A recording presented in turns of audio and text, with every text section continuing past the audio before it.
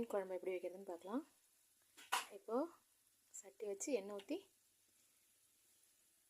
வெந்தயம் போட்டிருக்கோம். கொஞ்சம் வெந்தயம் பொரியட்டும். பொரிஞ்சிருச்சு. இப்போ வெங்காயம் தக்காளி போட்டுக்கலாம். பொரிச்சு இப்போ நம்ம கரைச்சி வச்சுருக்க புளியை ஊற்றிக்கலாம்.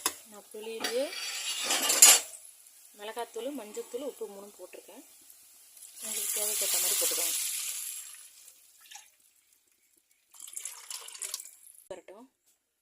கொதி வந்ததும் பார்க்கலாம். கொதிச்சு வந்துருச்சு. இந்த ஸ்டேஜில் நம்ம மாங்காய் போட்டுக்கலாம். மாங்காய் போட்டு ஒரு 2-3 நிமிஷம் கழிச்சு நம்ம மீன் சேர்த்துக்கலாம்.